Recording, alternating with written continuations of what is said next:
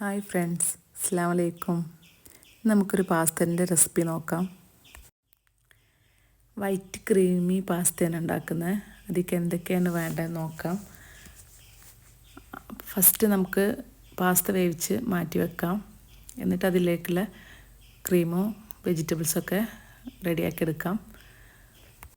ഞാനിവിടെ കുക്കറിലാണ് പാസ്ത വേവിച്ചെടുത്തിട്ടുള്ളത്.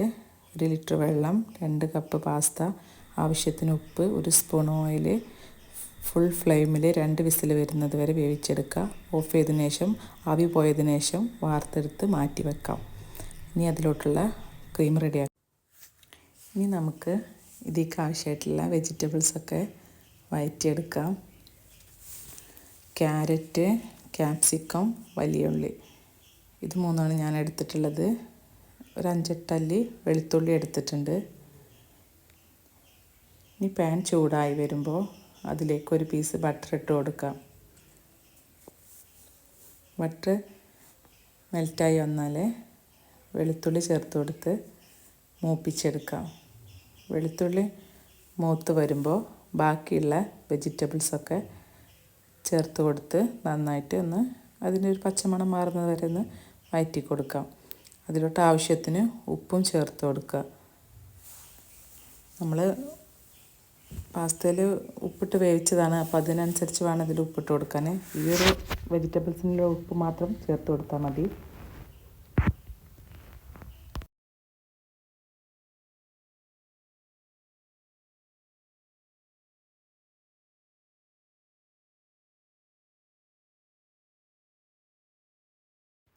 ഇതിലേക്ക് ഞാൻ ചിക്കൻ ചേർത്ത് കൊടുക്കുന്നുണ്ട്.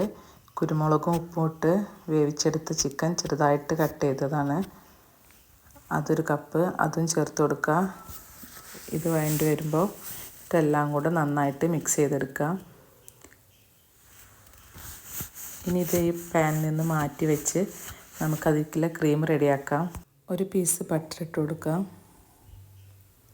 അതിലോട്ട് 2 സ്പൂണ് മൈദ സിമ്മിലാക്കി വെച്ചിട്ട് വേണം നമ്മൾ മൈദ ചേർത്ത് കൊടുക്കുക.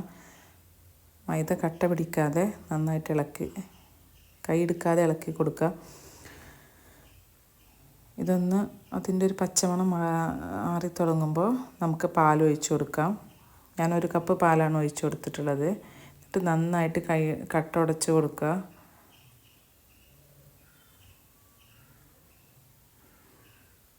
തീ കൂടി പോകരുത്, കുറച്ച് വെച്ചിട്ട് വേണം ചെയ്യാൻ.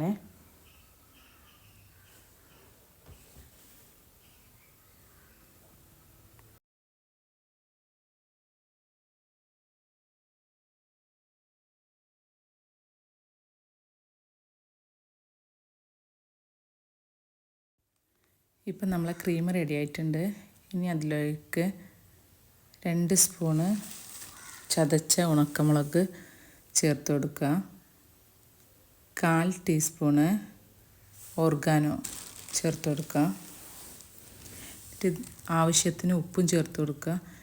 ക്രീമിൽക്കായിട്ട് ആവശ്യത്തിനുള്ള ഇതെല്ലാം കൂടെ മിക്സ് ചെയ്തിട്ട് നമ്മൾ വേവിച്ച് വെച്ചിട്ടുള്ള പാസ്തയും വെജിറ്റബിൾസൊക്കെ ചേർത്ത് മിക്സ് ചെയ്ത് കൊടുക്കുക.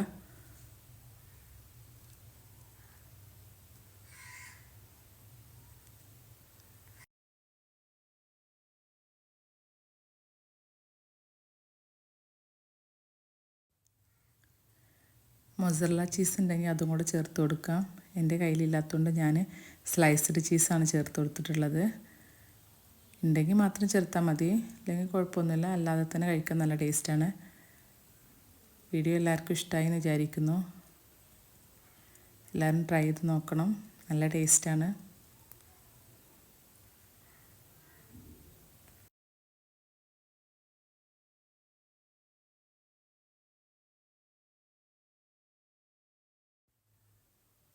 അപ്പം നമ്മുടെ ക്രീമി വൈറ്റ് പാസ്ത റെഡി.